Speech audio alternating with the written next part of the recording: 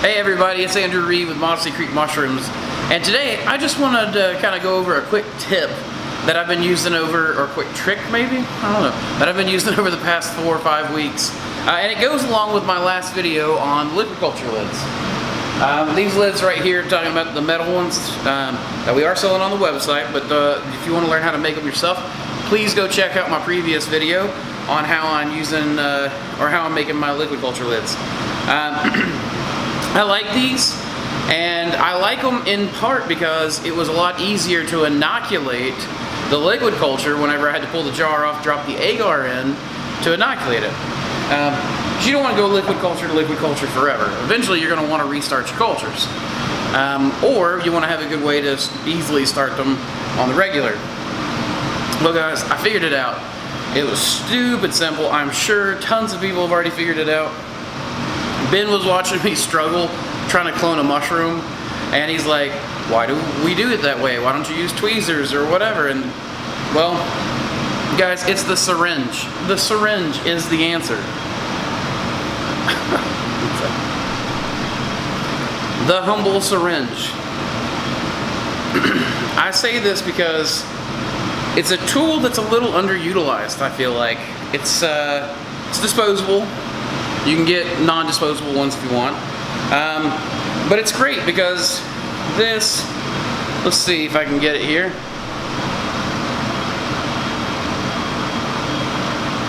Look at that.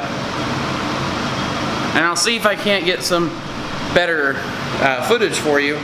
But that's a mini scalpel. It's sharp, it's got a little scoop on it, it's perfect. Beyond that, you can suck things up with it, push them back out. So, just real quick, I'm going to go over this. There'll be some B-roll over it. And then we'll go into one of my normal B-roll segments, right? And I'll go through the complete process all at once. That way, I'm not trying to show you and compete with the camera attention myself, right? So, the simple matter comes, or the simple solution comes here. Liquid culture lid, jar of water. This is just tap water that I sterilized in the pressure cooker for 30 minutes at 15 psi. Now, that gives me all the water I would need. Like, that's way more than 40 syringes worth, right? That's like 80 syringes worth of clean water. I then can simply stab that in to the jar, working in front of my flow hood most of the time. Stab this into the jar lid, the self-healing injector port. My goodness, Andrew. Stab that into the self-healing injector port. Suck up your water. Only about 2 milliliters is all you really need. You can get away with even less. You know, if you want to just do 1. I like 2 because it gives you plenty to work with if you really need to push more out. Now, last part of this is so stupid simple. Stab it into your agar dish, give it a little twist, a little wiggle, pull it out. Now you can take it back to your liquid culture jar, stab it in. There you go. Of course, you're taking all the normal sanitizing steps, right? You're sanitizing your self-healing injector ports. You're sanitizing anything that's not already sterile. These come sterile. I'm not using flames. I'm not using the Bactizap. I'm not using anything to sterilize a scalpel. It is so simple to do, so easy. I can sit down, be operating in the lab within moments, and just go, go, go, go, go. And here's the thing. People are good with scalpels. Scalpel's a tool. It's just not my favorite tool anymore. The syringe is easily my favorite tool. This thing does so many different tasks. For instance, I always have been able to trace back my contamination in liquid culture to the lids, right? My second contamination vector is during the opening and the closing of the jar. Your gloves may not be perfectly clean, your alcohol may not be perfectly clean, your flow hood may not be perfectly clean. There are so many different, vectors that can go into contaminating this valuable substance, this valuable golden substance that is there for you to make your life easier, right? Your life more profitable, easier, you know, whatever you're looking for. You want to protect that stuff. You never have to expose the liquid to an outside source except for what comes into and out of the syringe. Sterile water and a sterile culture. Also, when your tissue is on a scalpel, it is exposed to the air. Granted, it's flow hood air. Granted, it's clean. I never had a problem making good clean work in front of a flow hood with the scalpel. It's just clumsier to this. Now, one of my favorite parts about this, guys, I've got two more favorite parts about this. I have started inoculating agar to agar with this. Suck up some sterile water, grab my little tissue biopsy from my agar biopsy, just push it just enough to get that agar out into the next dish, and you can do it again and again and again. And if you want to, you can use a flame during those transfers. If you want to, you can use multiple disposable ones of these.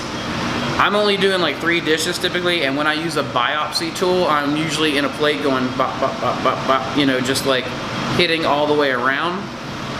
That being the case, I'm not normally sterilizing between uses anyway, so if I'm pulling from the same dish and I'm inoculating multiple things, I will use this the needle biopsy just right into an agar dish, another one, and another one. And that, blessed Corona, excuse me. So, and that has made my life so much simpler. I'm not using a biopsy tool and a transfer tool. My biopsy tool is my transfer tool. I'm able to suck up enough water that I'm able to get all the biopsies that I want plated out. I am able to inoculate liquid culture with this. I can go from liquid culture to liquid culture, agar to liquid culture, fresh mushroom as one of my other previous videos you guys might check out, where I show you how I can take clones directly from a wild mushroom or a domestic mushroom or a mushroom from the grocery store and take the biopsy and take the plunge into liquid culture just straight that way.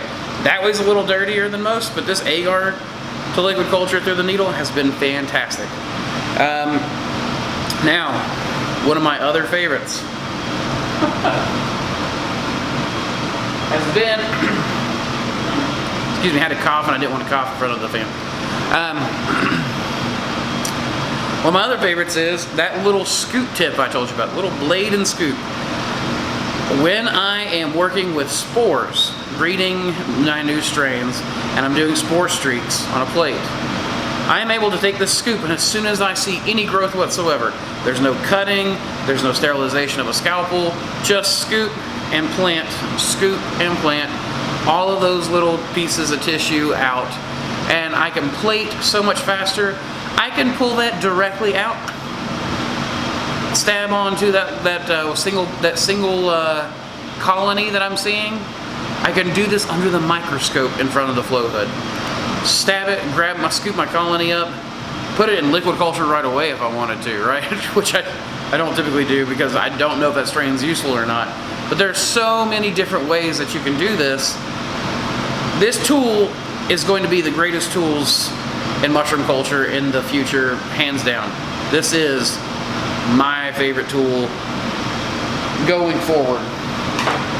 Until the next thing, right? For now, that's my favorite tool. Anyways, guys, now that you've heard the process, we'll just slap into some B-roll, and that'll do it. But as always, y'all remember, keep spawning culture. Please hit that subscribe button. Like this video if you like that technique.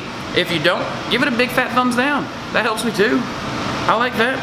It'll make it controversial information, right? I like it. Thanks. Anyways, guys, keep spawning culture.